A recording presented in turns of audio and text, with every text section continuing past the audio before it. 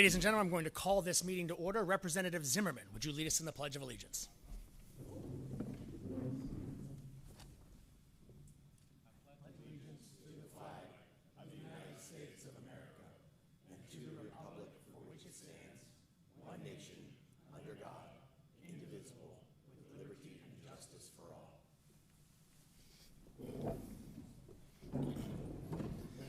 Well, good morning, ladies and gentlemen. Thank you very much for being here this morning. My name is David Rowe. I'm the chairman of the Republican Policy Committee. I have the privilege of representing the 85th Legislative District in the Pennsylvania House of Representatives, which includes Union, Snyder, Juniata, and Mifflin counties. I'm going to go ahead and ask our hosting member to just introduce himself first, and then we're going to start all the way at the end with the good senator. And I'd like all of the members to just introduce yourselves, let us know your name and where you represent. Good morning. Welcome to the 124th Legislative District. My name is Jamie Barton. I'm the legislator for the 124th here in serving southern Schuylkill and northern Berks, and welcome. I'd like to thank the chairman and Representative Barton for allowing me to join you just for a few minutes in between meetings this morning. I'm here as the home senator and as the chair of the Senate Policy Committee. We are planning a similar series of hearings on loosely titled, according to the governor's quote, we're tired of losing to frickin' Ohio, and energy taxes have a lot to do with that. And so only a long-term ex-House member would ever admit that I'm here as a senator to learn from the House.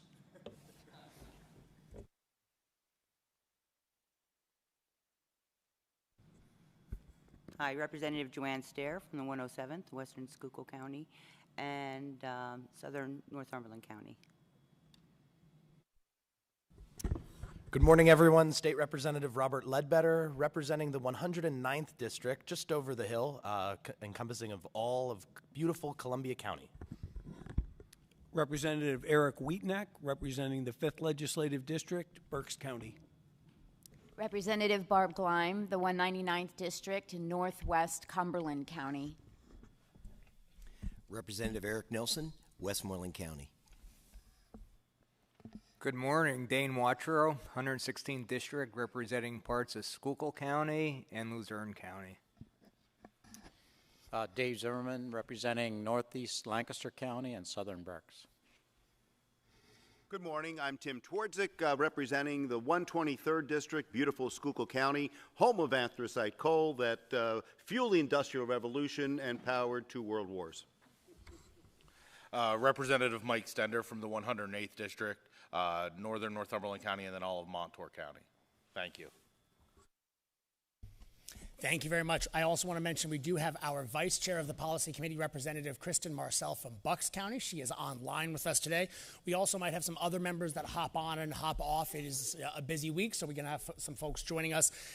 Just as a reminder to all of the members and members online, please just let me know. You can either text me, catch my eye, if you'd like to be added to the list to ask questions of our testifiers in a little bit. I also want to thank our attendees. I want to thank our testifiers. I want to thank the Origsburg Veterans Memorial Hall for hosting us. Pulling together these policy hearings is definitely a Herculean effort that without everybody rowing in the same direction, from our team on the policy committee to all the testifiers to the host member to the venue, it couldn't happen without all of you, so thank you very much. I want to kick it over and I want to thank Representative Barton for hosting us here in his wonderful district, and I'm going to kick it over to him for some opening comments about why we're here today. Thank you, Chairman Rowe, and welcome to Veterans Memorial here in Origsburg, Pennsylvania. And it's appropriate that we're here to discuss energy.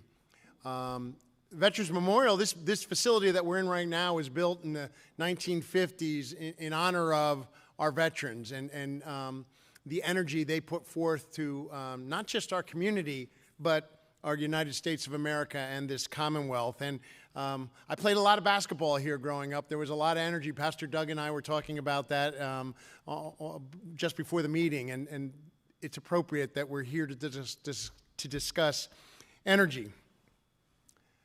It's said that energy is only 7% of our nation's economy. It's also said that it's the first 7% of our nation's economy. So what that means is, if you don't have energy, you can't drive the economy. And you certainly can't meet environmental objectives either. Reliability First, led by their brilliant president, Tim Gallagher, is an independent regulatory agency that oversees the North American bulk electric system. Their responsibility, their authority, their duty, their obligation is to oversee 300 utilities in 13 states and the District of Columbia. And they do that to make sure that they provide secure, safe, and reliable power to their customers. That's their job. They don't own, operate any electric facility systems or assets. They don't facilitate markets. They don't have a political agenda. They don't advocate for any kind of resource or fuel type. They're an independent, objective, transparent source. They're not a lobbyist. Their focus is electrical reliability, pure and simple. I reference reliability first because it has become clear that our Commonwealth and our country has embarked on an energy transition. Specifically, we're moving away from fossil fuels, things you burn, and moving towards more renewable resources like wind and solar. Reliability First describes this trilemma, a triangle with three legs. One leg is the reliability, making sure that there's reliable electric service for the public. Another leg is the environment, making sure we don't harm the earth. And the other leg is economics, making sure we can do the things we want to do. The challenge for this panel, the challenge for our legislators, is to determine which of those legs is most important. How are we going to prioritize and how fast we do that?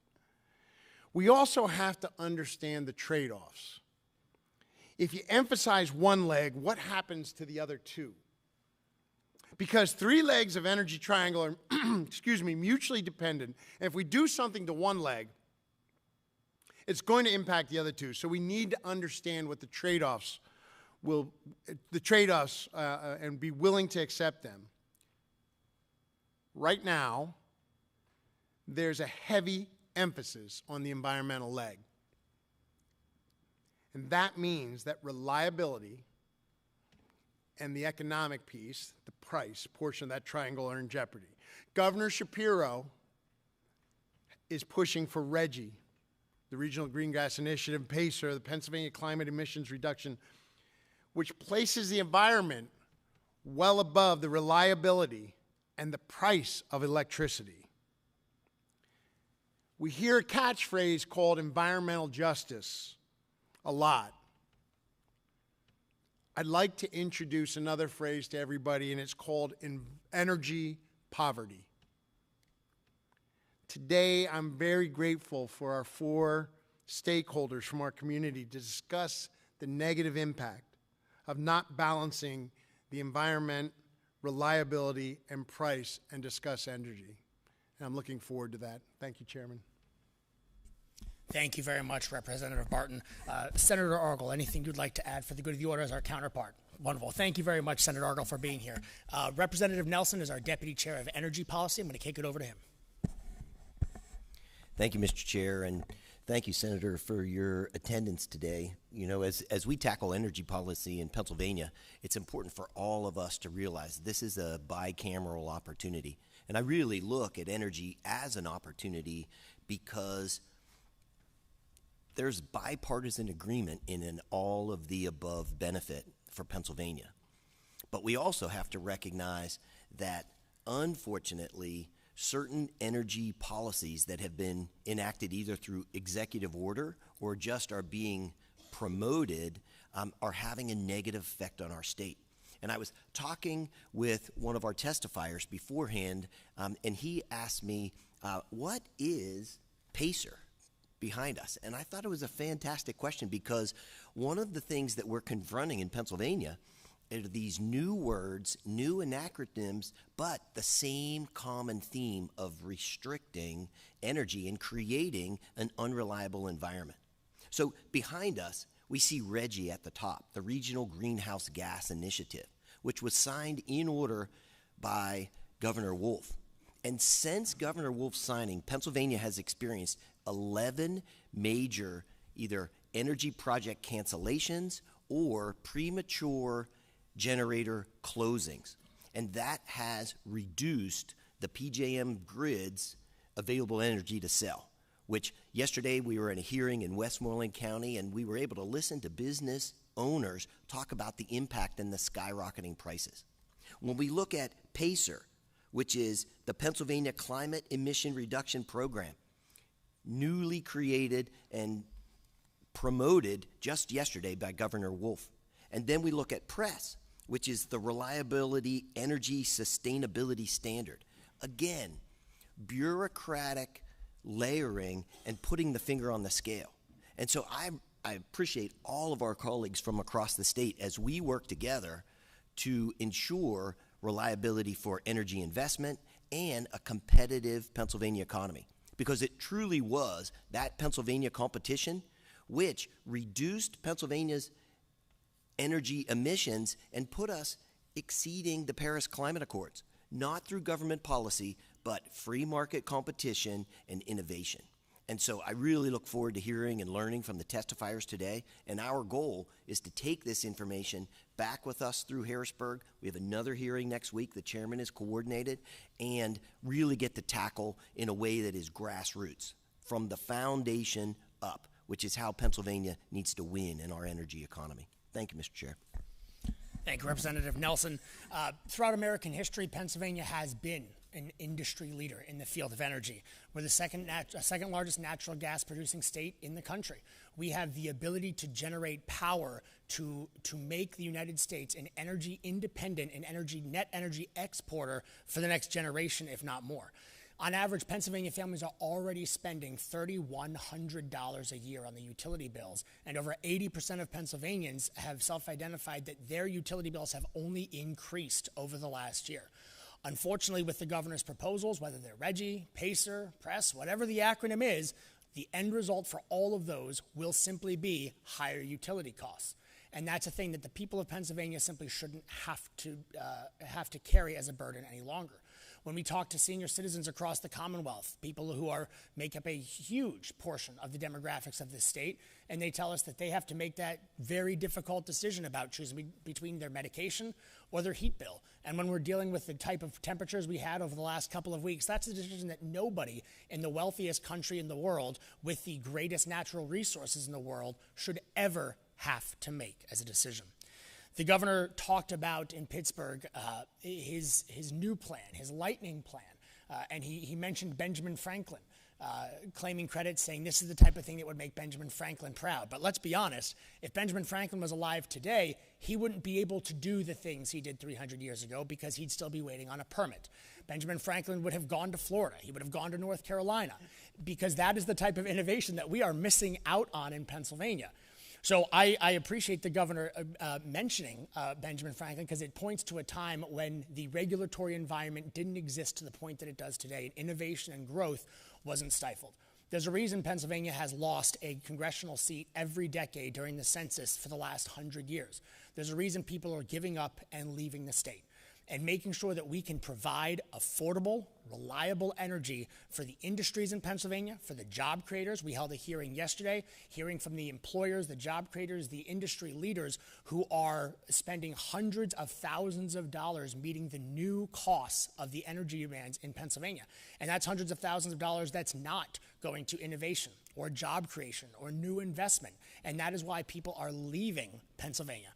Our goal today is to end that tide, end the departure of people from Pennsylvania, get people to stay here, to live here, to raise their families, and to pursue the American dream.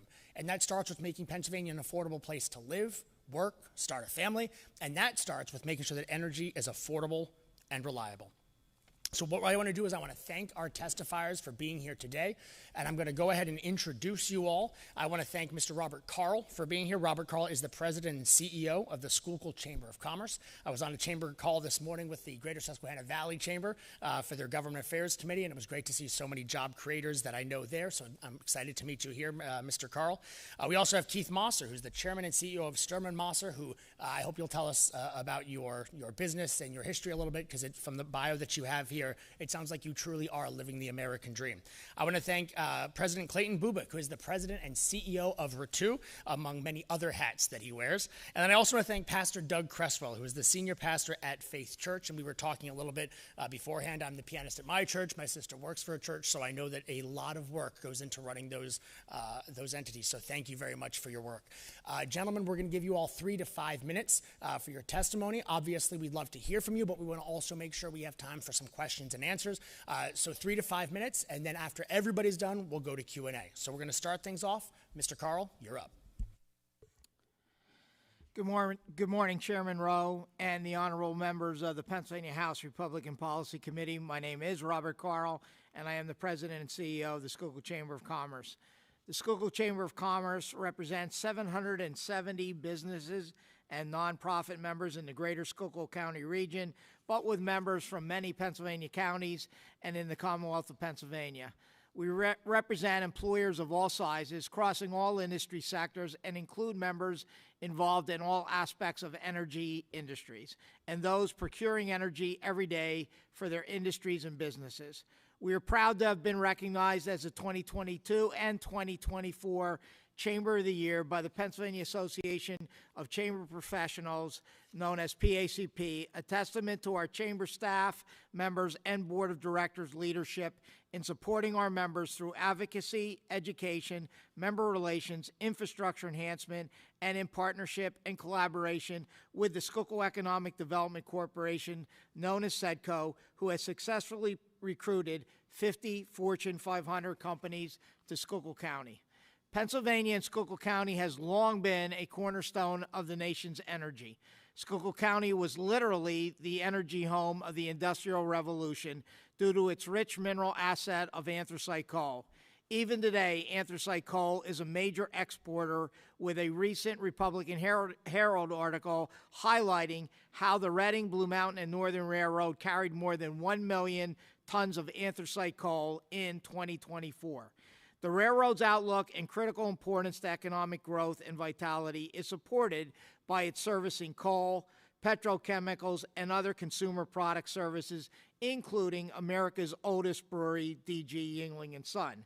Pennsylvania is currently the top electricity exporter and top supplier of natural gas, coal, and refined petroleum products. Because of our Marcellus and Utica shale mineral reserves, we are the second largest natural gas producing state to Texas and the third largest producer of electricity to Texas and Florida. While for a significant portion of our energy history, coal-fired power served as the backbone of our energy portfolio, serving our homes, businesses, and industries in Schuylkill County, across the Commonwealth of Pennsylvania, and across the nation.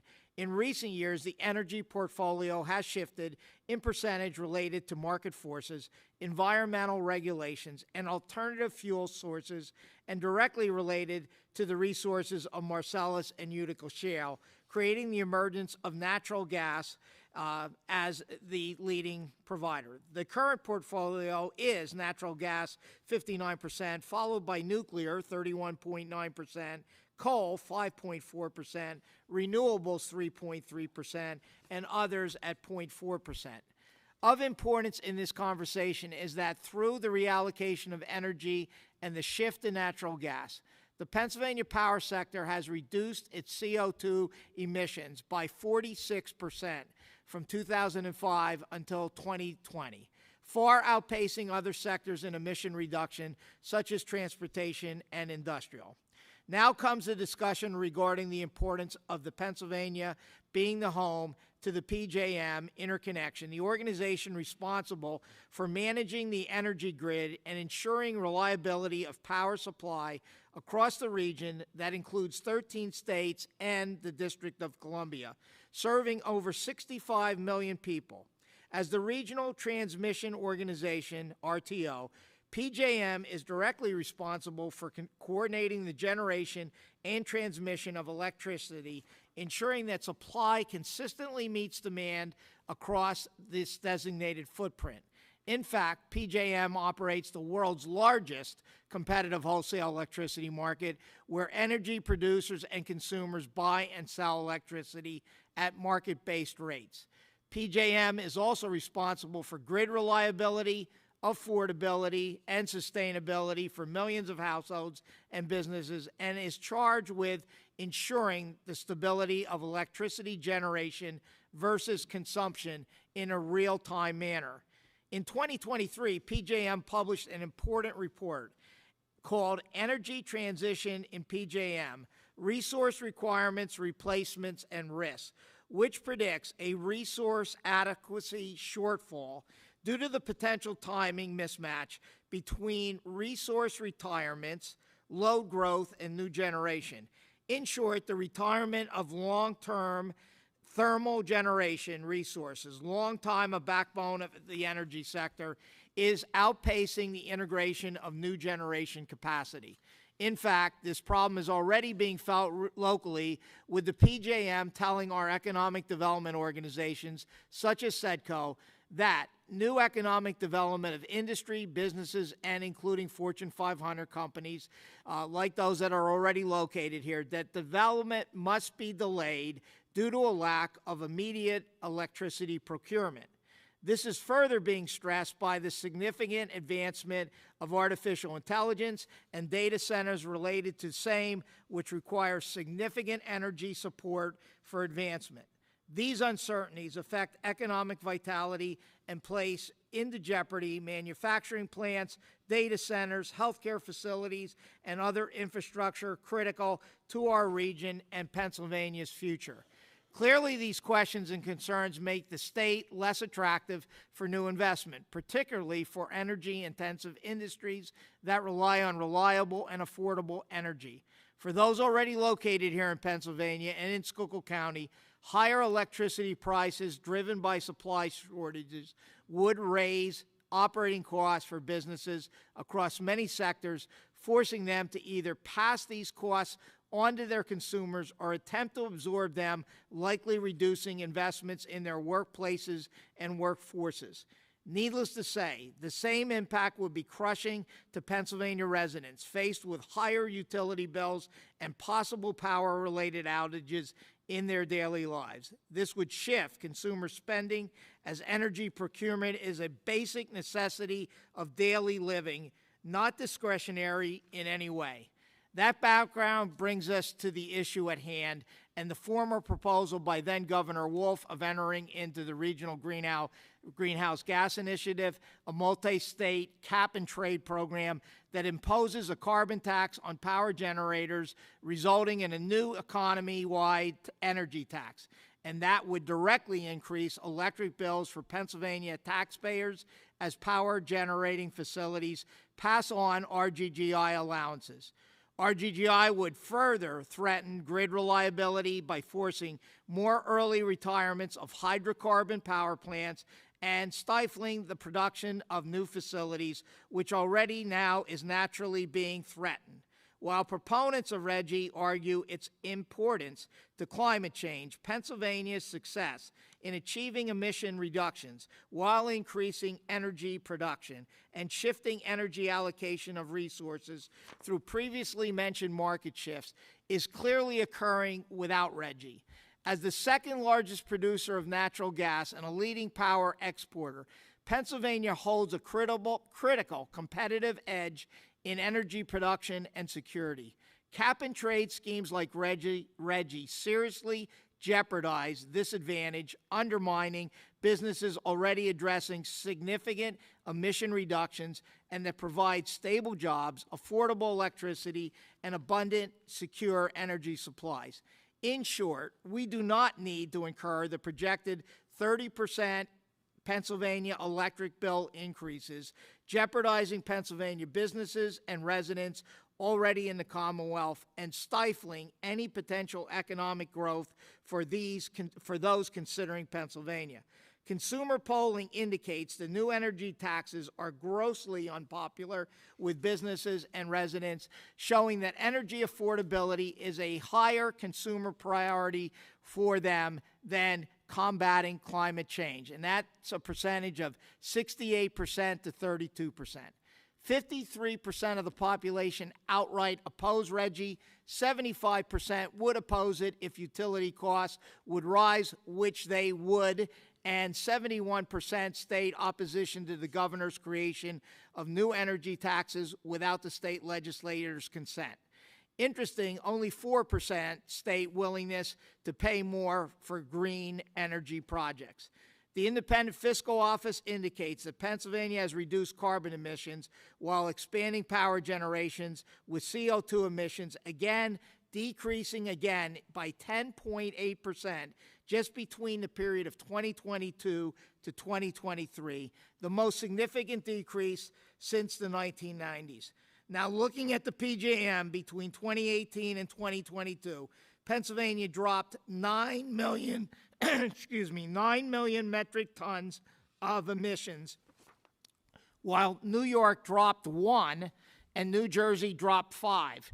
Maryland did have similar results to Pennsylvania, and with these states mentioned, all of them are RGGI states. Only Pennsylvania and Ohio were states in the region listed by the IFO that reduced emissions while increasing essential power generation. It's very clear that RGGI and any similar new energy tax strategies, such as those Governor Shapiro is talking about in his RGGI 2.0 plan, including the Pennsylvania Climate Emissions Reduction Act and the Pennsylvania Reliable Energy Sustainability Standard, will jeopardize the reliability of Pennsylvania's grid. It raises electricity costs to industries, businesses, nonprofits, and residents significantly. RGGI and similar new energy taxes is, in fact, tax on modern life that punishes consumers of energy, will foster degrowth, not growth, and arbitrarily shifts the energy market in ways that will do much more to harm our economy and our economic vitality with no clear positive impacts on our natural environment. In short, we do not need it now. We don't need it ever. In fact, we need to continue to support our diversified energy portfolio, maximizing the use of Pennsylvania's thermal baseload, such as coal, natural gas, and nuclear, to ensure that current and future growing demand is met and reliable energy is available during peak demand portions. Slowing down the retirement of some of even these coal-fired facilities, coupled with natural gas and nuclear, is critical to Pennsylvania's energy portfolio and economic vitality. Penalizing these important resources is, in fact, penalizing our economic vitality and, I would suggest, Pennsylvania's future. Thank you for your time and attention. Thank you, Mr. Carl. I think you pointed out something that is just a slam dunk on the issue. Whether you're concerned about the environmental side or whether you're concerned about the energy side, RGGI is a loser on both fronts because Pennsylvania lowered our emissions and our energy costs without RGGI, whereas all of our neighbor RGGI states saw, sure, maybe their emissions went down, but they went down less than ours, and their rates went up. So from both perspectives, the environmental side and the economic side, RGGI is a straight-up loser. So thank you very much. I do want to acknowledge we have been joined by Chairman Doyle Heffley from Carbon County. Thank you, Chairman, for joining us today. Mr. Mosser. Good morning, Chairman Rowe and distinguished members of the Republican Party Policy Committee. Thank you for the opportunity for me to give my testimony today. My name is Keith Mosser. I am Chairman of the Board of Sterling Mosser Incorporated and Keystone Potato Products, LLC. I also chair the Penn State Health System Board and was former chair of the Penn State University Board of Trustees from 2013 to 2017. I'm here on behalf of our family of companies, Sterling Mosser Incorporated, a potato farming company and grain farming company, Mosser Logistics Services, which is a trucking company, Keystone Potato Products, which is a potato processing plant, and Lycans Valley Grain, which is a grain elevator. Our corporate headquarters are located in Sacramento, Pennsylvania, about 30 miles west of here in Schuylkill County, and we have land and facilities also located in Dauphin and Northumberland counties. For more than 50 years, Sturm & Moser Incorporated has been a grower, packer, and shipper of potatoes in Pennsylvania. We're a family business started by my father, Sturm & Moser, in 1970. I purchased the business from Sturman in 1984 in an installment sale, and he took the proceeds from that installment sale and purchased a coal processing plant from his uncle, Superior Preparations. So my father was in the coal business for the last 12 years before he retired, and then once he retired, I hired him back on the farm, and he was being a gopher. But I graduated from Penn State with an engineering degree, never intended to go back to the farm. I went to work for Procter & Gamble. I was a project engineer, and I was hired to help start up the plant in Mahoopany, the P&G paper plant in Mahoopany, which now they have their own natural gas well they use to help fuel that plant. But after our son David was born, my wife was a dietitian working in a Wilkes-Barre hospital. We decided that we wanted to provide our kids with the advantage of growing up on a farm like both my wife and I had. So we made a deal with my father and moved our family back to the farm. And yes, Chairman Rowe, we are living the American dream, but because we have my son and daughter working in our business, running our business, and being able to raise them on a farm, to provide the work ethic and values of growing up on a farm, and now we have that same opportunity with our grandkids. It's just, that's how we're living the American dream. So we currently farm 1,000 acres of potatoes, along with 2,300 acres of corn, 1,500 acres of soybeans, and 850 acres of wheat each year. The remaining acreage is dedicated to a variety of cover and rotation crops, totaling over 6,000 acres in production. We distribute 350 million pounds of potatoes annually to local chain stores, and chain stores throughout the Mid-Atlantic region. We ship to Walmart. There's a DC here in Pottsville. We ship to the Walmart DC in Bedford, PA. We ship to Wegmans DC in Rochester, Wegmans DC in Pottsville, and the Wegmans DC in Virginia. We ship to 5 Aldi's DCs throughout the Mid-Atlantic region. We ship to top supermarkets in Buffalo. We ship potatoes to Redner supermarkets in Reading. We ship to Food Lion in Greencastle, PA, and Dispatana, Virginia. So we're shipping enough potatoes to feed every American 2 servings of potatoes each year.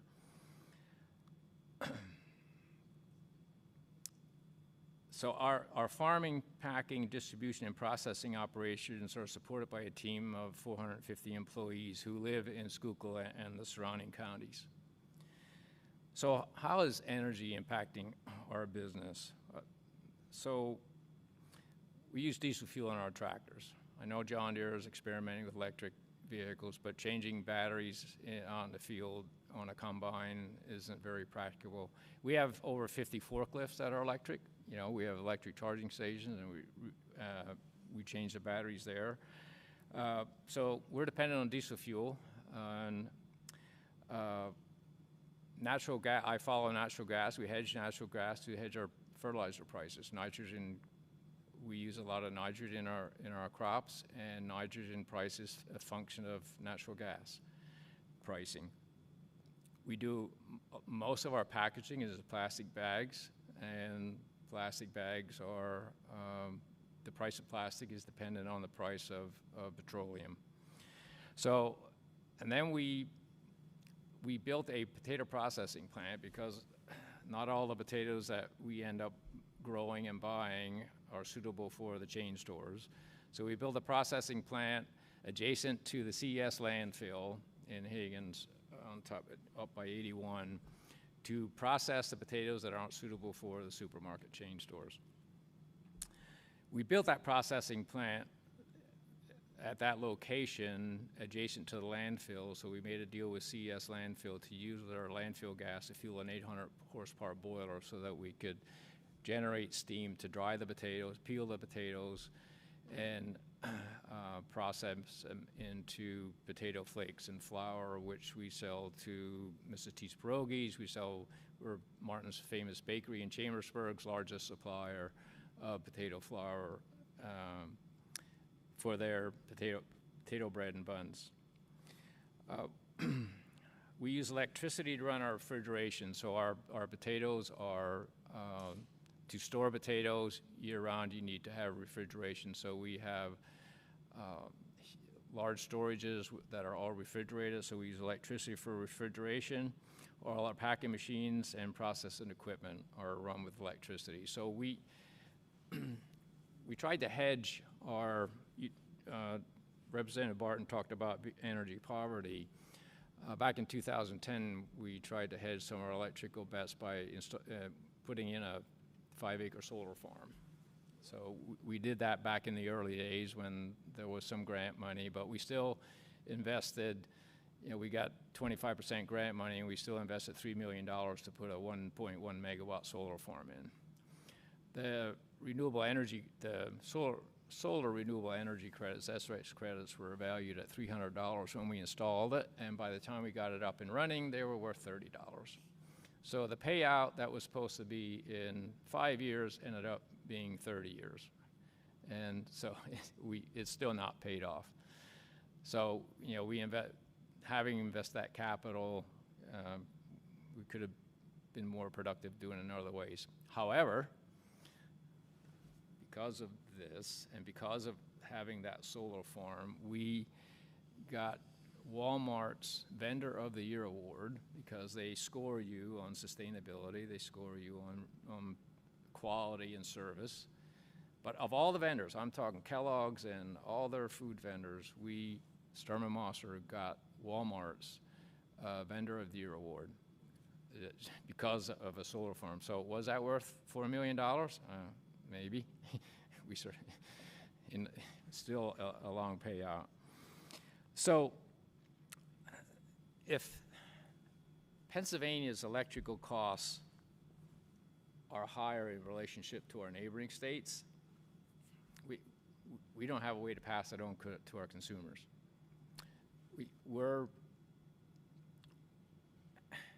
Our competitors are out of state, and so we can't pass that on.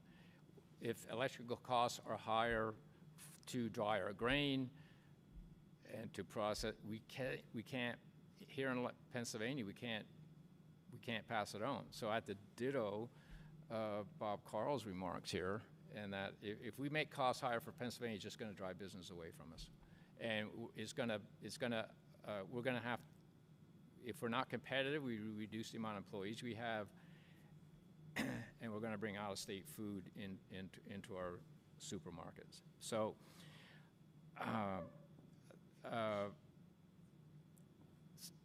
that's my story. So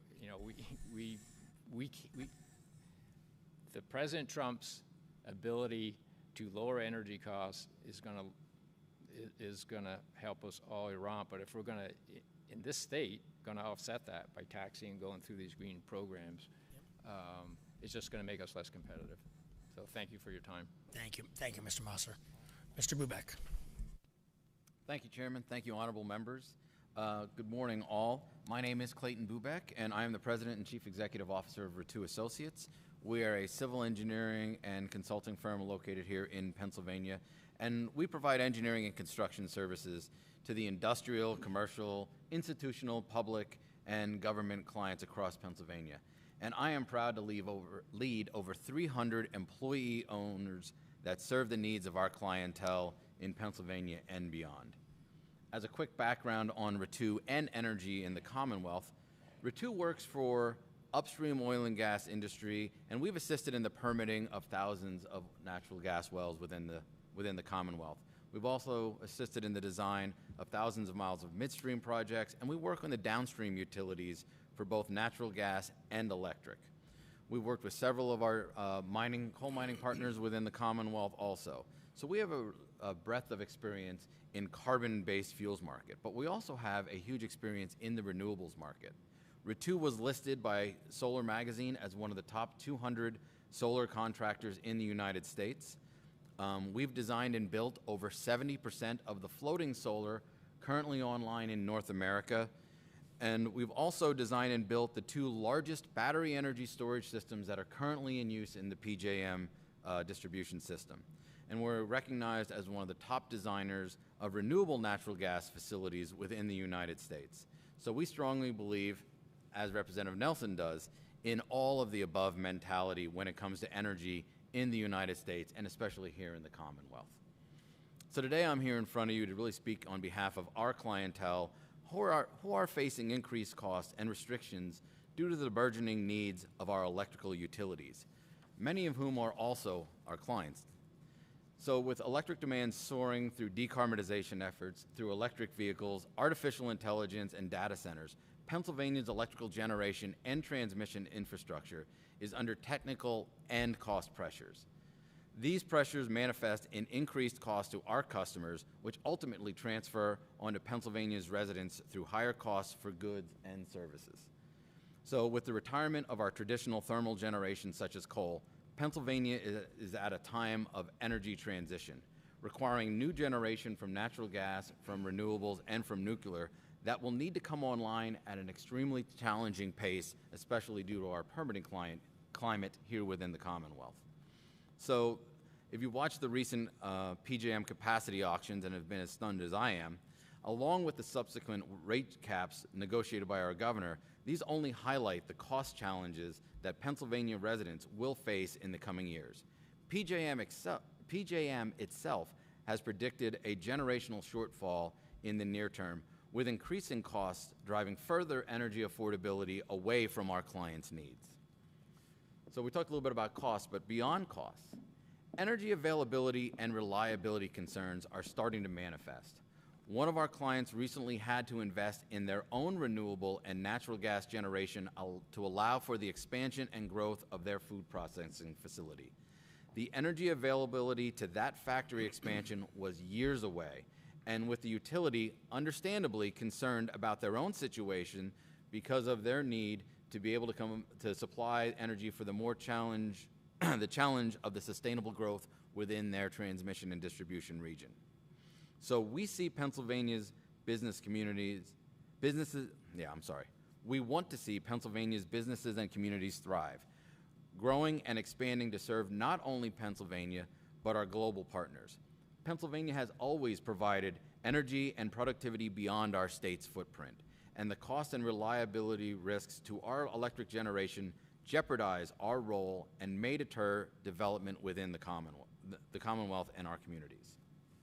So our clients, as I've spoken to them, do support and desire clean and reliable energy supplies. Unfortunately, while well-intended, programs such as the Regional Greenhouse Gas Initiative, PACER, and PRESS will add costly and burdensome regulation to our transitional energy programs here in the Commonwealth.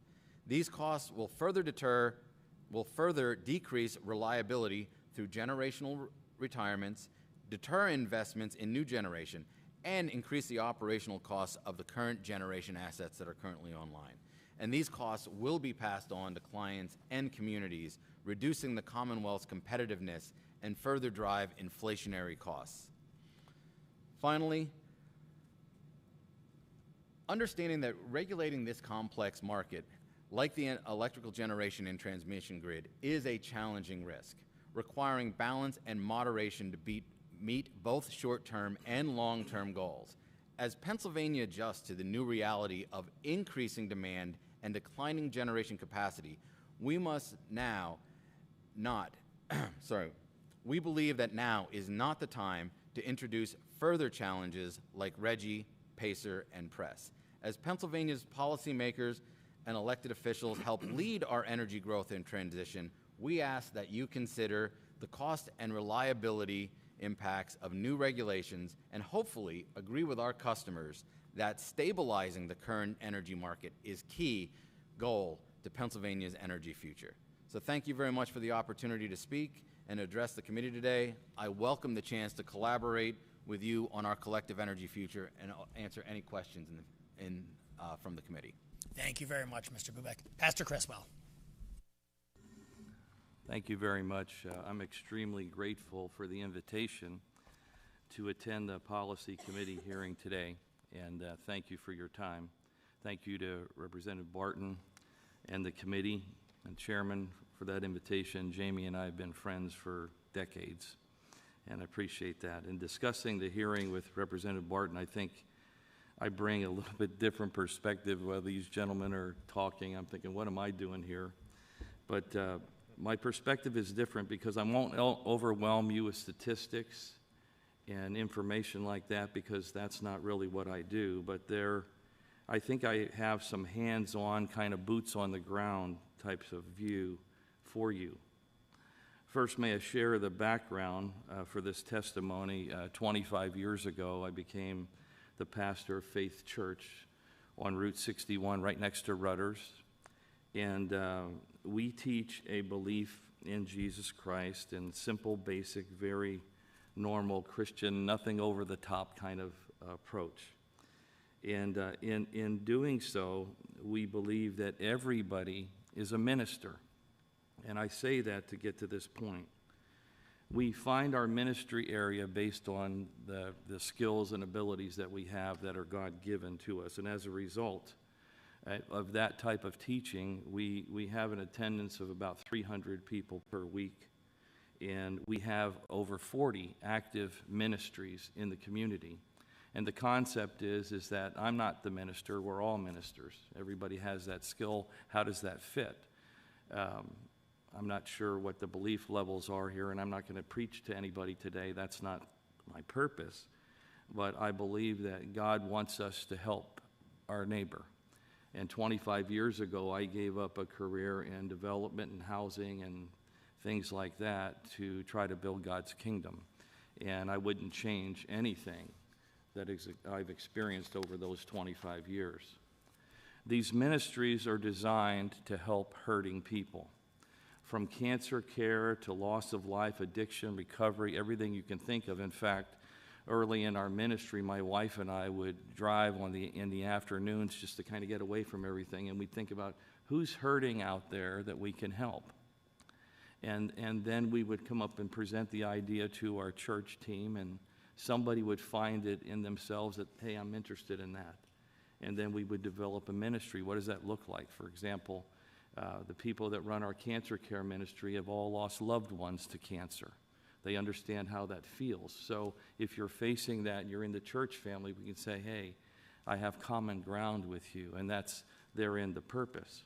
We do food pantries and gas cards. We work, with Jamie's church and the food pantry program that they have.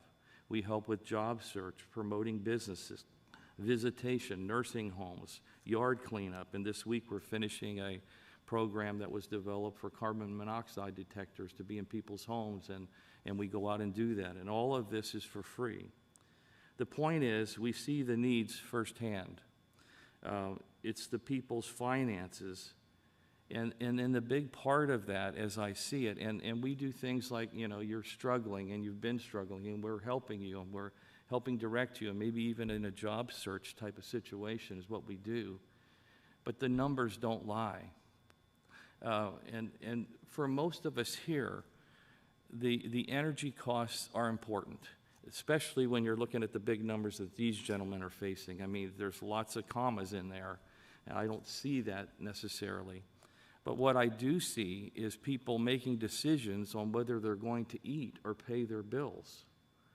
How can they handle the increasing costs? There's areas in our community and in our life that seem untouchable. I had an experience where your PP&L bill, it's blue, right? It comes blue, and I had an automatic payment going on for years and didn't really look at it. And I looked at it, and I had a surplus of over $3,000 in there. So naturally, I get on the phone. The truth is, it took me an hour and a half to get to anybody because I was on hold. And guess what? I'm waiting, man. I put the phone there, and I'm working. I'll wait you out. Finally got somebody. I got a check. But the point is that you can't get to anybody, and you can't get answers. So you have these folks that maybe don't have all the backgrounds in business like most of you have.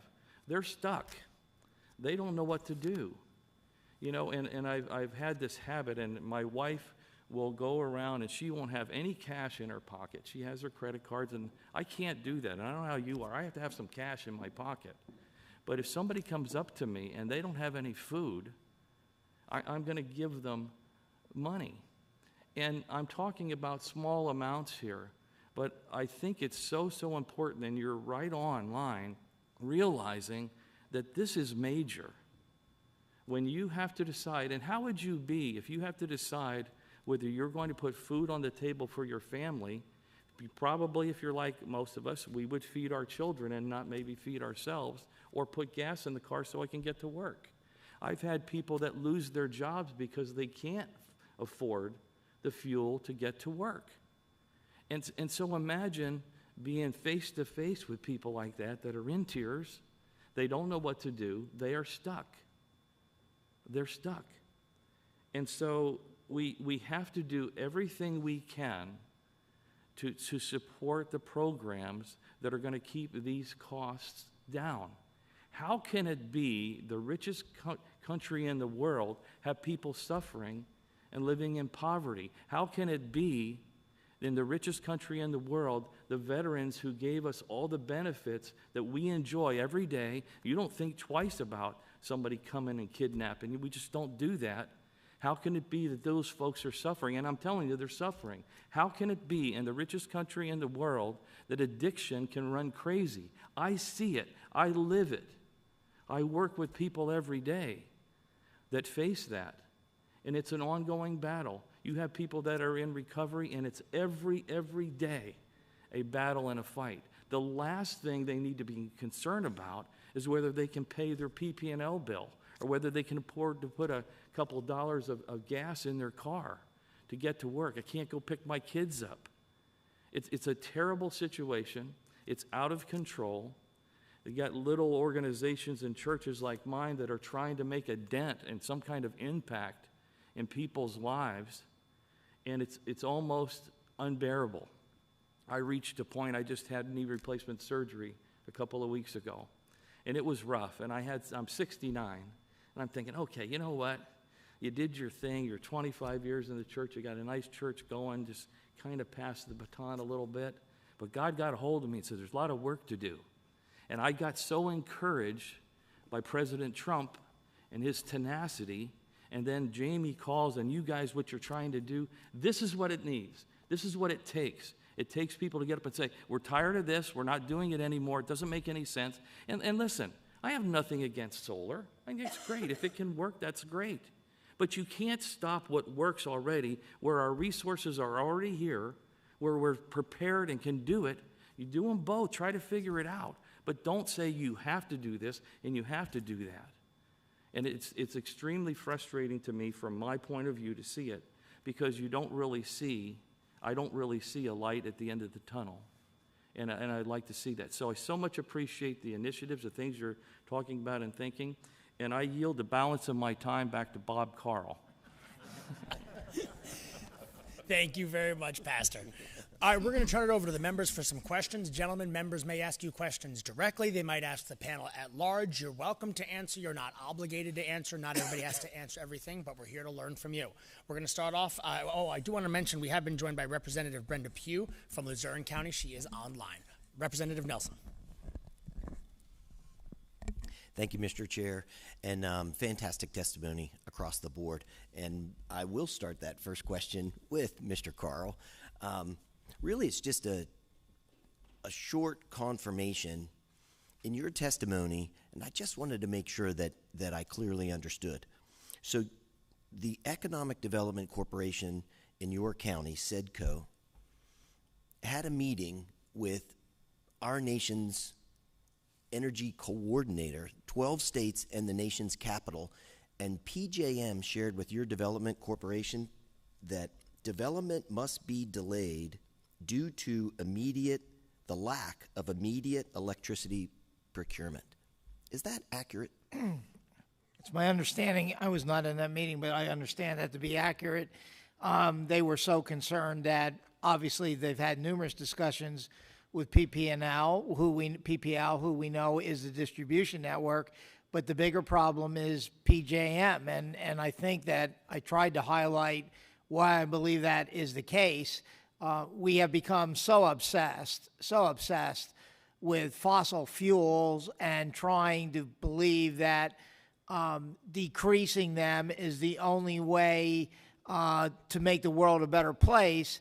And obviously, renewables are not good enough to supplant what we get out of thermal energy, what we get out of nuclear. And at the end of the day, we're forcing a reduction because we want to believe, for whatever reason, that anthracite coal and things like that are dirty. And I would suggest to you that we are an innovative society that has made a ton of headway on our own in understanding the dangers of the environment, and we're making great headway.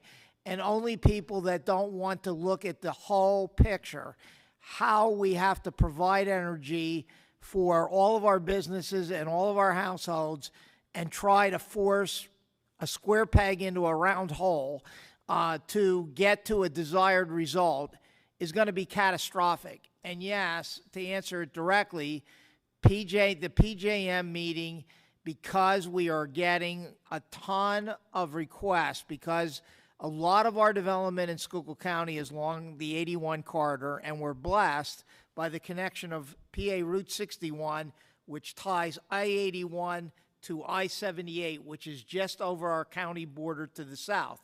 That makes us extremely viable and why people want to come here. And when we have to tell those same people, you can come, we have land for you, and we have a great economic development corporation that wants you here, but we got a problem. We can't get you the energy fast enough. That becomes a mega problem. That is that's stunning, and I look forward to following up through Representative Barton on that. And my next question, crosses over to that broader energy perspective. Mr. Bubeck, in yesterday's hearing, it was discussed the acknowledgement that 2 more coal-fired power plants are going to be accelerated, closed in 2027 to 28, which would be about 3 gigawatts of power currently in the grid. From your perspective, this last cold snap, Pennsylvania's use of energy and Pennsylvania's exporting of energy, how did we work in extra megawatts available for consumers? Thank you, Representative Nelson. It's funny, I actually did just look that up. So in the coldest day of the year, Pennsylvania, who is normally a net exporter of energy to all of the states around us and to the PJM, only had an ability, and that is with all of the additional what's called spinning reserve online, to export 8,000 megawatts of electricity in total. So as you said, with these coal power plants going offline and losing 3 gigawatts of power, we're getting to a point that we will no longer be a net exporter of energy. We won't be the energy powerhouse that we have been for the PJM, and again, all of our surrounding states. So when you said in your testimony the need to come online at an extremely challenging pace, because currently PJM is an 8-year launch window for a thermal generator to be able to even get approval, what does that mean for the opportunity for growth here in Pennsylvania if we don't change our regulatory environment? Because if we know we're going to lose 3 gigawatts and it's already announced, what happens in year 4? Again, I have the same questions as we look at it. So we do a lot of different energy on different sizes, and what we've been seeing is people are trying to do a lot of small projects to get under that large generator window. And as soon as you step into that large generator window, you're in such a long economic state. And if you think about an energy provider, they're in the business to make money. And when I talked about really having a sustainable and stable energy environment, they need to understand what it's going to look like 8 years from now. Because they're doing their pro forma to decide, am I going to invest in Pennsylvania? Am I going to invest in Ohio? Am I going to invest in West Virginia?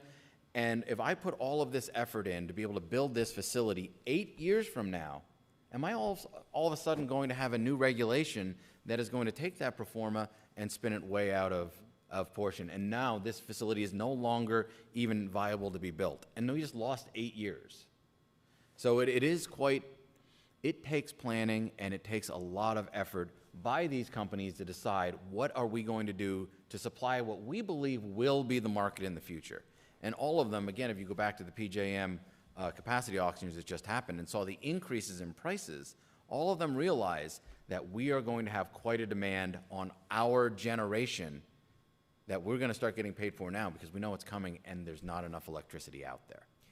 Mr. Chair, can I do one final? You know, this, I appreciate that. This committee is really dedicated to identifying solutions. And Representative Barton and myself have been working in a bipartisan manner for accelerated permitting, specifically for the data centers that everyone is wanting that investment.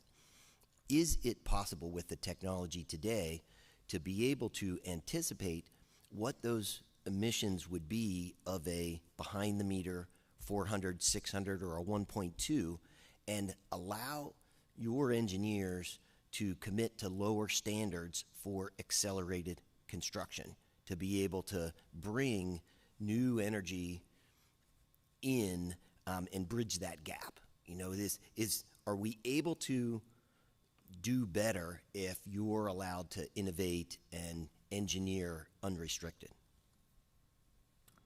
I would never let me engineer unrestricted. But yes, the technology is absolutely available out there, depending, again, on the economics of that technology based on the pro forma what you're doing. But is that technology available to come out and say, this is what, when we burn natural gas that has these constituents in it at this BTU level, this will be what's going to come out of it with this amount of technology. And then how do we clean that up? How do we do what we're talking about if you're trying to reduce regional greenhouse gas? Is that technology available? It absolutely is. Mm-hmm. So why is there a 2-year or an 8-year process, permit review, if you know in advance what your engineering stamp can commit to? I'm not the permit reviewer. I'm just the engineer. I'm Thank you very much. I don't want you to go any further. Yeah. Thank you, Mr. Chair. Representative Barton. Thank you, Chairman, and thank you to all the testifiers. It was wonderful to listen to each of you and your passion and on each of the industries and topics. And I know that you're all competitive. Our governor says he's competitive as hell. It's something that he comments and says regularly. And Mr. Bubeck, I'd like to direct this to you as well. And could you actually have business in other states, and I'll specifically talk about Ohio. And do you know if, and bear with me here, do you know if Ohio has adopted RGGI or a similar type PACER program? And the reason I ask you that is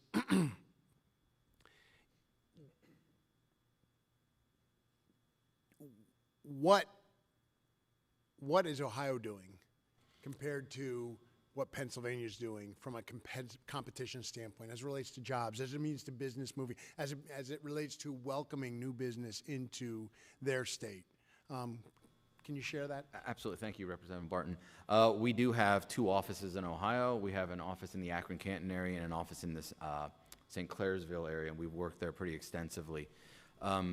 We have seen a dramatic growth in our work in Ohio because of Ohio being, quote-unquote, open for business. We're currently working with a few clients, which, of course, I will not mention who, that are looking at generation facilities in Ohio because they do believe that they can get those facilities permitted and built in a quicker time frame than they can here in the Commonwealth. And do you know if Ohio's adopted regional greenhouse gas? As far as I'm aware, they have not. Thank you. Representative Stender. Thank you to all the testifiers. It's been very helpful to understand what's really occurring here in Pennsylvania. My first question is going to be for Mr. Mosser. I truly appreciate you coming today. And in your testimony, I just had one question. I'm familiar with the greater northern Dauphin County. Actually, some days when I drive from Sunbury to Harrisburg, I go down Route 147 or 225 because it's just a beautiful drive through lower Northumberland and upper Dauphin counties. do you have easy access to natural gas in the Sacramento area? No, we do not. It's not even an option, right? Natural gas is not an option there.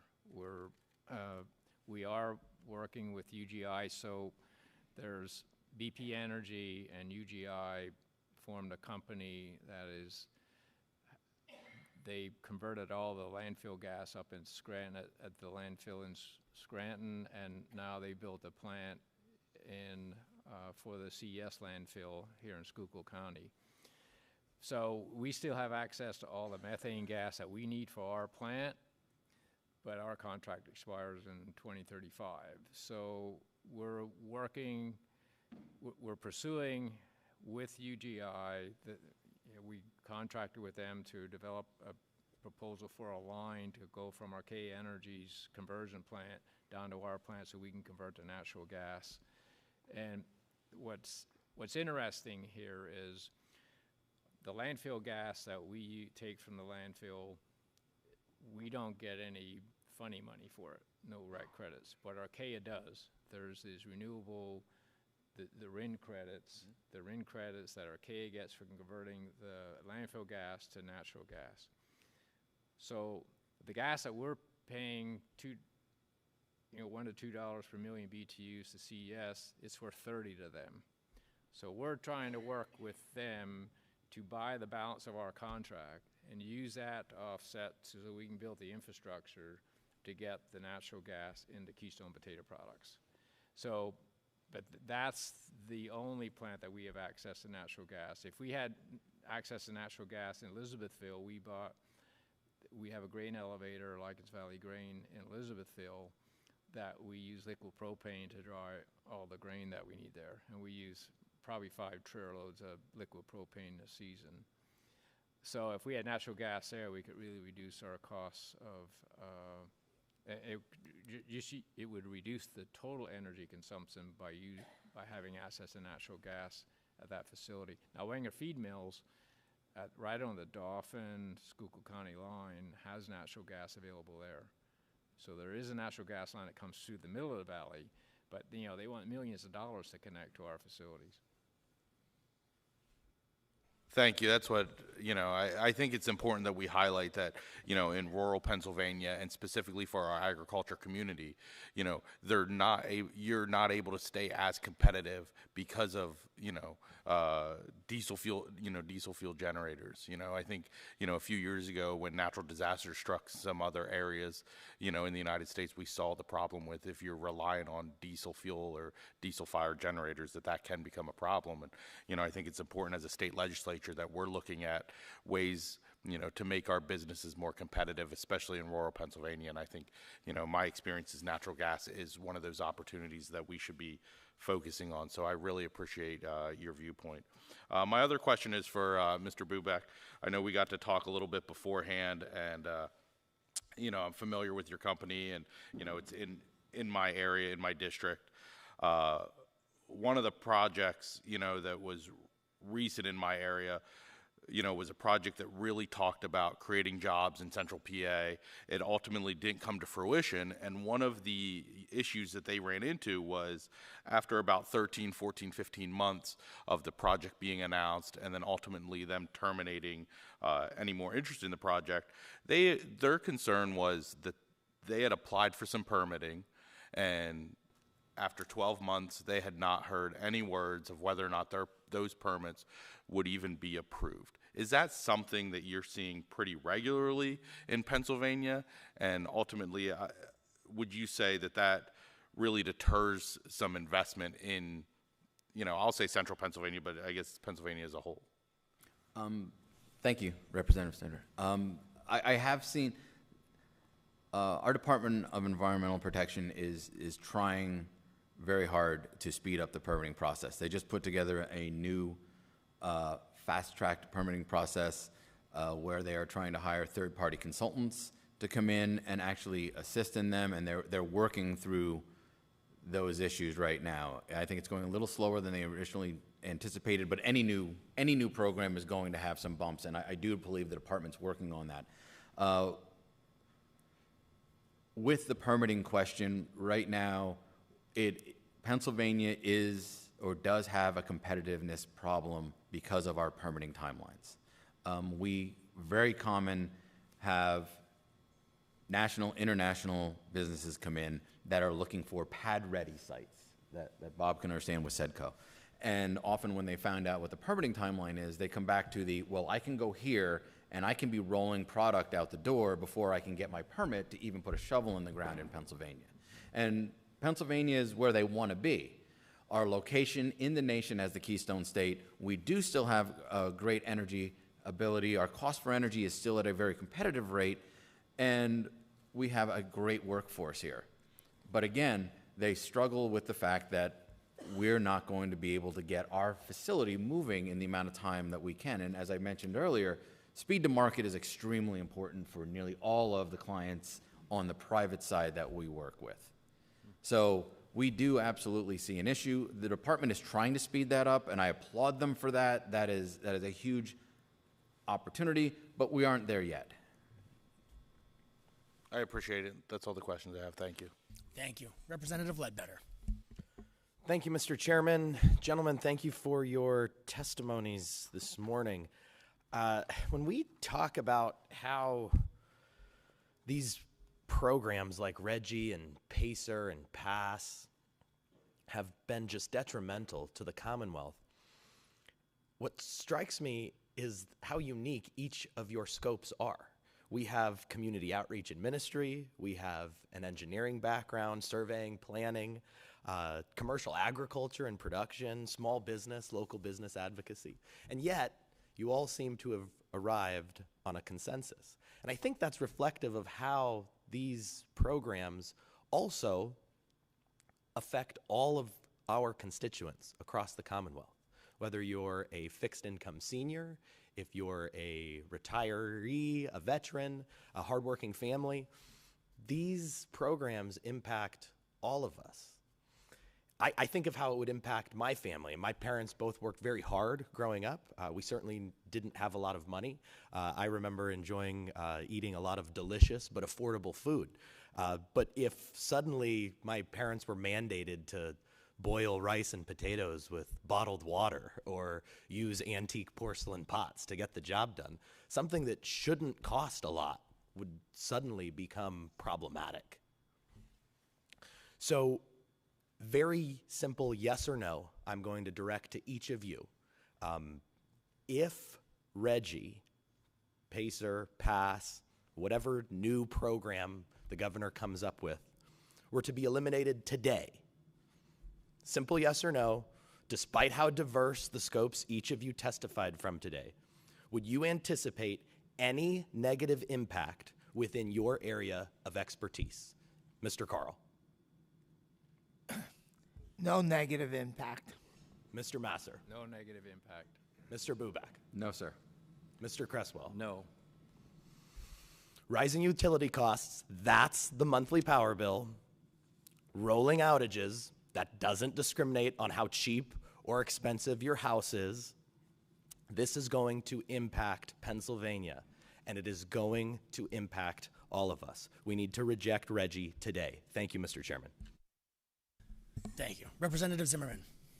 Thank you, Mr. Chairman. Appreciate you guys being on the panel today.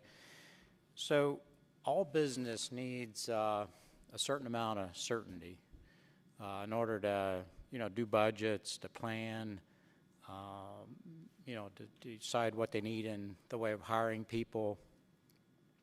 And so with Reggie, with Pacer, with Press, it really leaves and creates a lot of uncertainty. And within government agencies, generally we have a lot of uncertainty as well, because sometimes, there's a certain regulation in place, and Clayton, you mentioned it, and then all of a sudden we just go ahead and move the goalpost. When you think you have it kind of sorted out and engineered to the degree you need, and then they move that. So regulations are so easy to put in place. Our state agencies do it over and over again, and so they're easy to change. They're actually easy to take away, but I think Pennsylvania, what do we have, like 33,000 regulations today? So, where do you begin and end?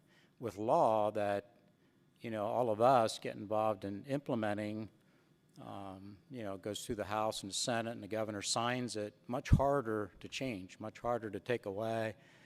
And I think that's really how our founders wanted that slow, methodical process, but it adds some certainty when it's law versus regulation.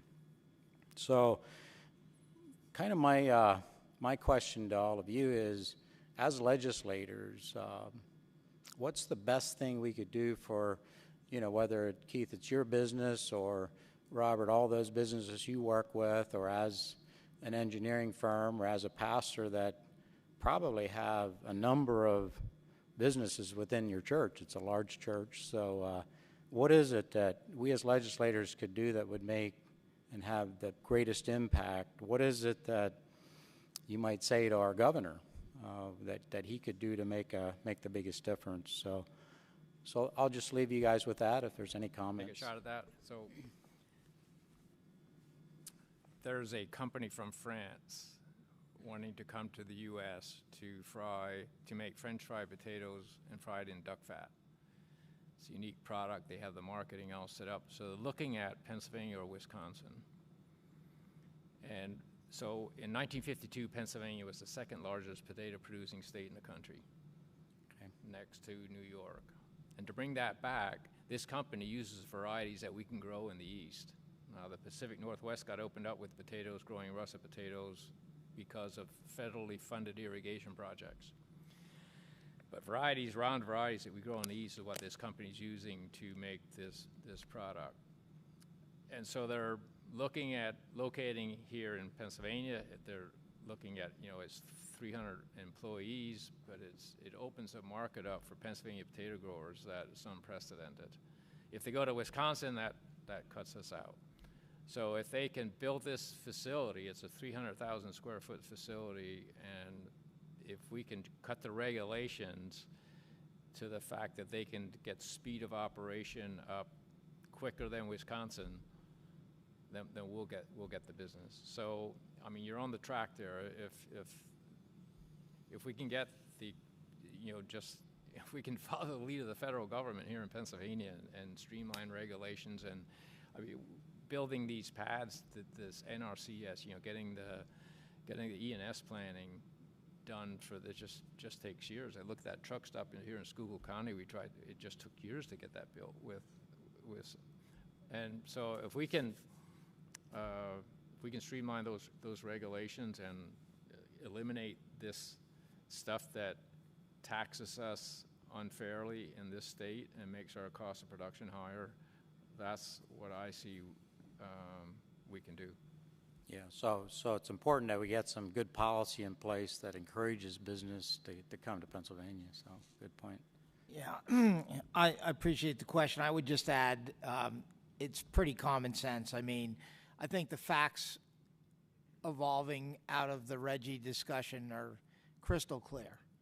And we know that Reggie, with Governor Wolf, got in place through a regulatory vote that was 3-2, created a lawsuit, got stayed, and it appeared at one point that Governor Shapiro might be of sound mind and would not want to continue this path after the lawsuit. So we were all kind of waiting to see where this was going to go. I think the short answer is government is there, and in some areas is absolutely necessary. There's no way roads, bridges, infrastructure are going to happen without government money. There's no way education is going to happen without government money. Government, when the facts are crystal clear, should not be getting in the way of economic vitality and workforce growth. I do not believe, whether you're a Democrat or a Republican, you could sit in the legislature and look at these facts and say there's a sound reason to put Reggie in place. And in my testimony, I mentioned that this should be a legislative matter, not anything that excludes the state legislature. Good point. Thank you, Mr. Chair. I'm sorry, Mr. Zimmerman, may I also address a question if the chair has time? Thank you. To start out, with that question, I sort of think of it this way. I don't see myself as an environmental activist, but I am an active environmentalist. I'm a sportsman. I like to be outside. I think a lot about our environment. And as I mentioned, Ritu was very integral in oil and gas development in Pennsylvania. And I was very proud when I read a study that was done by the National Renewable Energy Laboratory out of Golden, Colorado, which states that the United States, of all countries in the entire world, from 2008 to 2018, reduced its greenhouse gas by more than any other country. More than any other country. And it was not through regulation.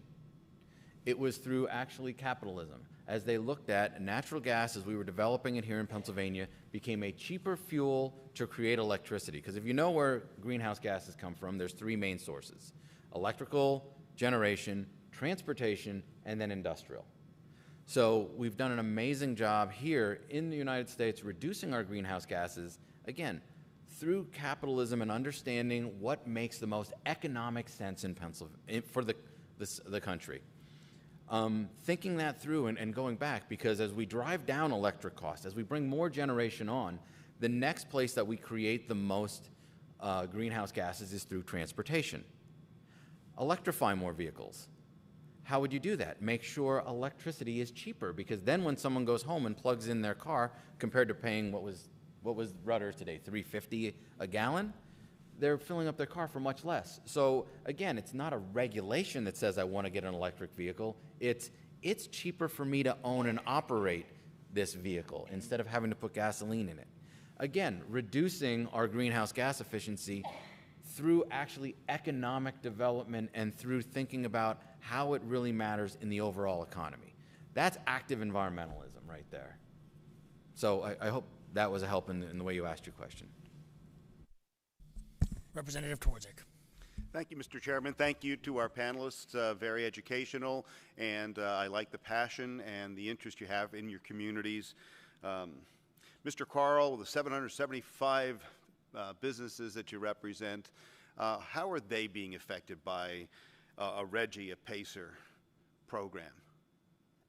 It would be absolutely catastrophic. I mean, we have seen in the Commonwealth of Pennsylvania across different areas, including in the PPL territory that is our distributor, how reduction in energy costs, electricity costs, really boded quite well for us. When I came to the chamber in 2009, we were on the path of energy deregulation, and we watched pricing go from over 10 cents per kilowatt hour down to, in some cases on a commercial end, 5 to 6. It bolstered economic growth. It made everything much better. Over time, we are beginning to drift upward again. And obviously, because of the importance of energy, the fact it's not discretionary, and the fact that every business and every home needs to procure it, as those numbers rise, it is going to cost us in so many different ways operationally that there's so much money coming out of every business and every corporation. And I truly believe that every business is doing everything possible to keep their costs as low as possible. So if you shift and have a major increase in energy, it is going to have a terrible impact on workplace, how many employees they can employ. It will stifle economic growth for every one of our members. There will be no one excluded. Thank you, Mr. Carl. And it's just fascinating, though, that for some reason we're going down this road to make it more difficult for everybody. Our offices, we see a lot of people coming into our offices who are having trouble now paying their bills and looking for help. And again, we try our best, but we just can't continue to print money and do that. So if you have a chance to tell Governor Shapiro, what would you like to let him know? He's listening in right now, I'm sure.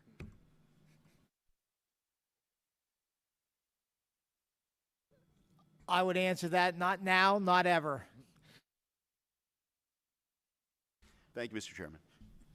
Representative Gleim. Thanks. Thank you, Mr. Chairman, and I want to thank the panel as well. My brother-in-law owns a mid-size excavation company, and we use Ritu, and so I'm very familiar with your work. It's top notch.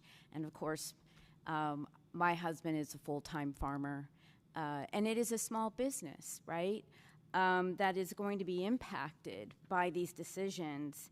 And I would say also and agree with Mr. Carl that small businesses and local businesses are the lifeblood of America. They are what make, us go around. And I don't think that the governor and policymakers in Harrisburg have really considered the needs of all of these small businesses before implementing these costly environmental policies, which I agree with my colleague have created energy poverty. But these environmental justice initiatives are causing energy poverty, exacerbating personal poverty, right? I mean, to the pastor's point here, and I'm not noticing through the governor's initiatives of increasing SNAP benefits and increasing poverty thresholds through, school lunch programs and, other programs are actually offsetting the needs of my constituents. And I would agree with you 100%.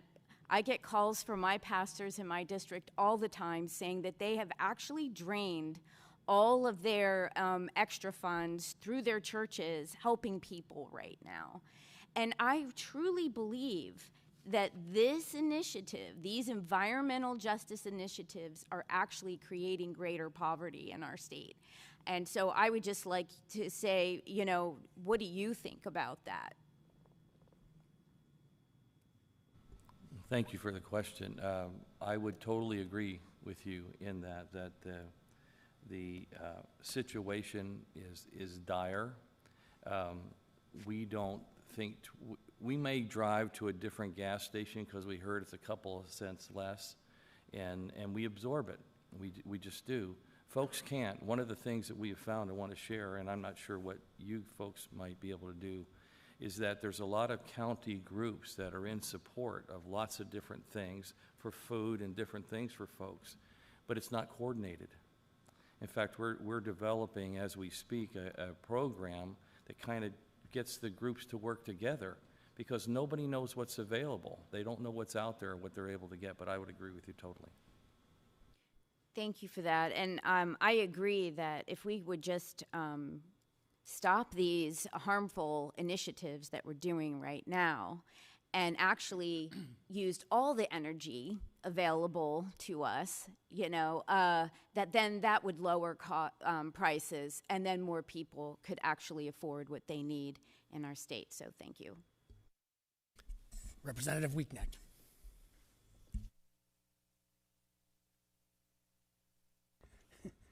This is my first policy committee hearing, and as a new member coming from a background of law enforcement, I just want to thank you guys for taking time to educate me and everyone else on the panel. It was very informative, and I learned a whole lot. Thank you very much.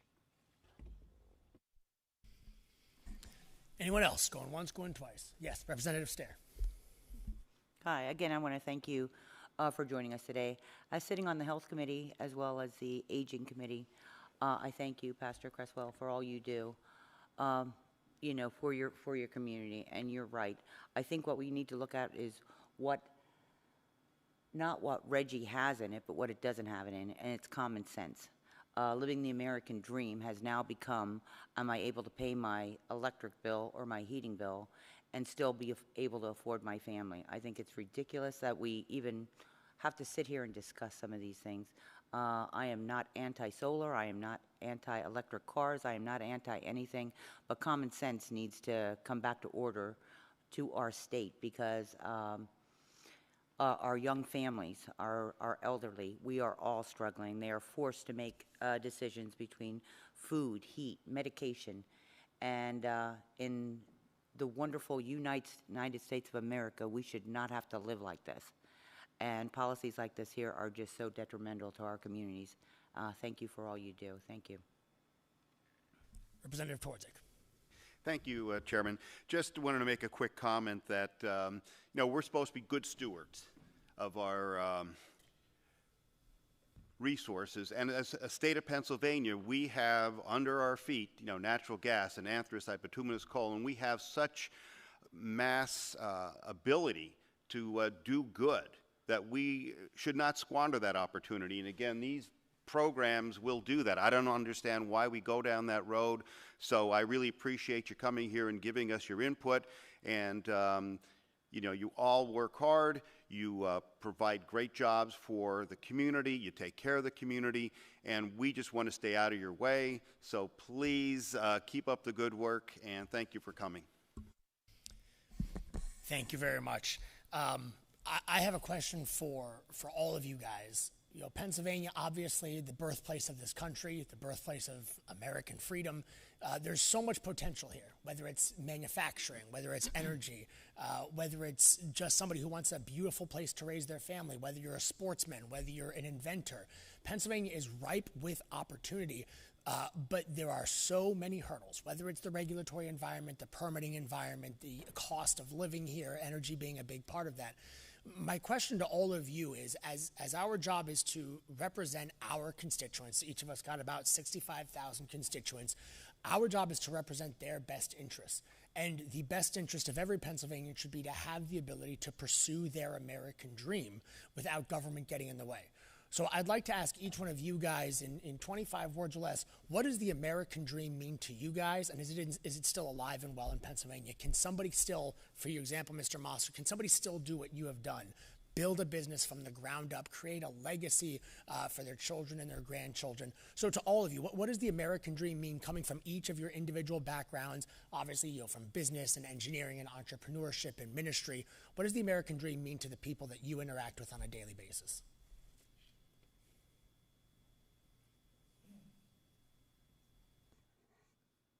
I think the American dream is having the ability to carry out your passion and your vision for how to make each of our individual families better.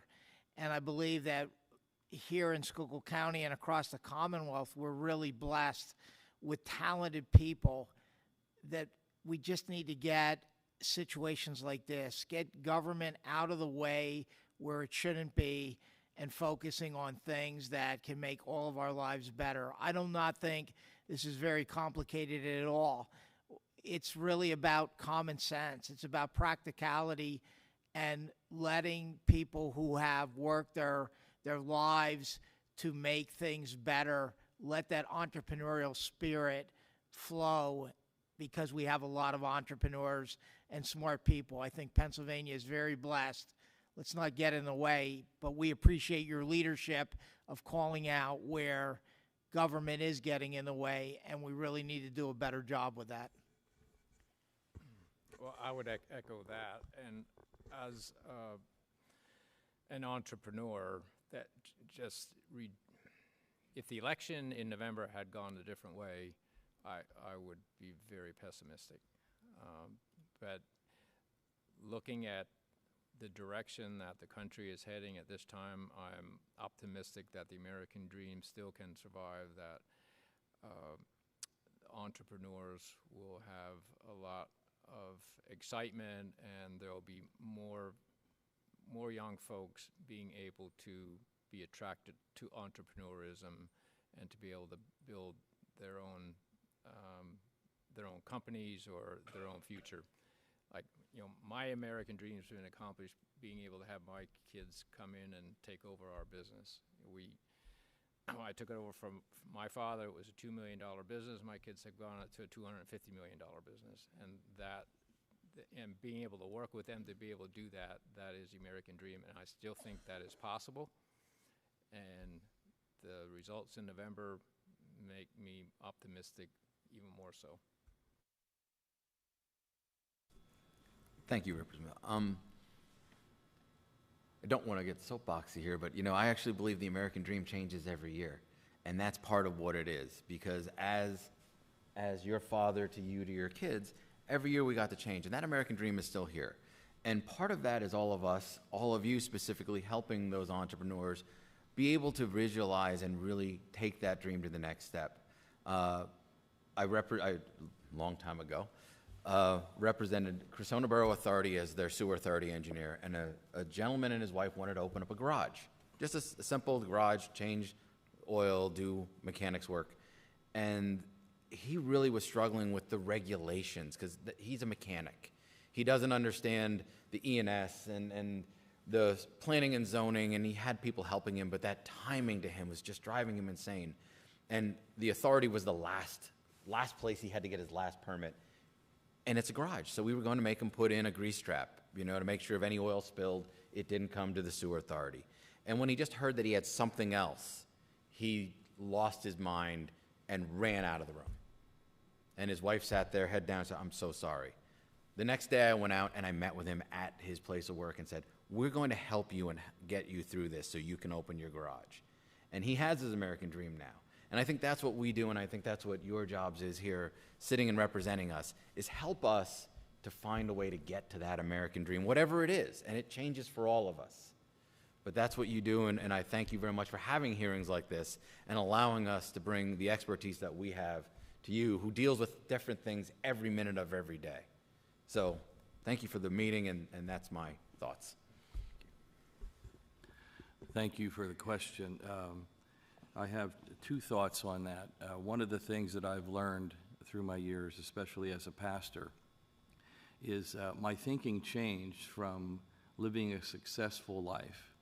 If we would look at successful lives, we would think financially things and accomplishing different things. I have since learned that the value to me in this life, in the American dream, is a life of significance, a life that matters. You mattered to people. You affected their lives, maybe through their thinking. It was always amazing to me to be a pastor. As a young boy, I sat on the platform behind my dad and watched him speak and watched people react to the words he was saying. And it was amazing to me that we could have that effect. And so all of us, especially you folks in the positions that you hold, you hold a position to be significant in this world and in this community. And I think that's exactly what you're doing, and I applaud you for that. And I'm honored to sit here with these gentlemen. And my last comment I would like to say is you need to listen to these guys. They're on the ground. They know exactly what's happening. And when you look at economics, any one of us, you got business people sitting here, if we're looking at a project and we're saying, okay, we can go to Ohio and we can be up and operating by the spring and generating this type of income, but in Pennsylvania, we may not be operating till the end of next year. It's an easy choice. You know that. And that's what's happening right now. These jobs and things are planning, and this gentleman has sat here and told you how it works, and he's actually doing it. And yeah, we want to be in Pennsylvania. So you're on the right track. I applaud you. Keep going. Thank you for having me here. I've been honored to be with these fine gentlemen here as well. Thank you. Thank you all very much for that. I'm going to turn it over to Representative Barton for some closing comments. And thank you all. What we've been discussing today is quite frankly a math problem, and it's not calculus. It's not rocket science, it's arithmetic. The supply of electricity has to match the demand of electricity at all times. No exceptions. Electricity has to be created, delivered, and consumed in the same instance. It can be described as shooting a bullet at a bullet and hitting it dead on every single day. The load, demand is going up. We call that load. Load is going up. That means supply needs to go up, right? Unfortunately, supply is going away. Yes, we're adding new supply on. We're adding alternative energy, regenerative energy in wind and solar. That's getting added on, but it's not the same. And if we think about the coal plants, the nat gas plants, why in heaven's name would those people invest in those plants when they're being attacked by their own government, when they're being attacked and demonized. Why would they do that? When we discover a new fuel source, we add it, we integrate it. We don't take something else away. That creates diversity. Each of you thrive because of diversity. Bob, I would tell you that the Chamber of Commerce thrives because of the diversity in all the different businesses and the nonprofit that the Chamber has to serve. That diversity makes the Chamber thrive. Mr. Mosser, you shared with us all the different things that you've grown your business into. There are multiple master companies. There's logistics, there's potatoes, there's Keystone, there's the elevator company. That diversity helps you thrive.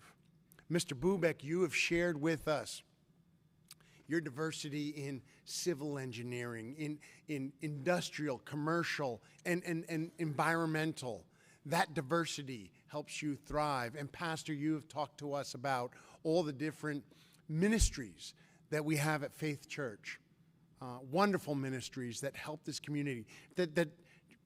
From putting in smoke detectors to helping people in recovery and helping people with lost loved ones, with many, many more. That diversity thrives. There's a common failure mode, which is putting too many eggs in one basket. When you're too dependent on one thing, no matter what that thing is in life, all of a sudden, one simple thing is not there. It prevents you from what you need to do, from what you want to do. We can't do that with electricity. We cannot allow that to happen with our electricity. We need low-cost, reliable energy. We need government to stay out of the way. Yes, we need guide rails, but we don't need mandates. And we need to prevent energy poverty. Thank you all for being here. It was wonderful, and I'm grateful for Orgersburg Borough Council for allowing us to be here in this beautiful setting as well. Thank you, Chairman. I can't give any closing remarks better than that, so I will simply thank you all very much for your time, for being here today. Thank you, members, for your participation. Make sure everybody knows that we are going to be continuing the conversation on energy, not only in the very near future with our upcoming hearing in Harrisburg at 9:30 a.m. with our host, the Energy Committee Chairman, Representative Marty Causer, but we're going to be continuing this conversation over the next 2 years. Thank you, gentlemen. You've given us a lot to think about. This meeting is adjourned.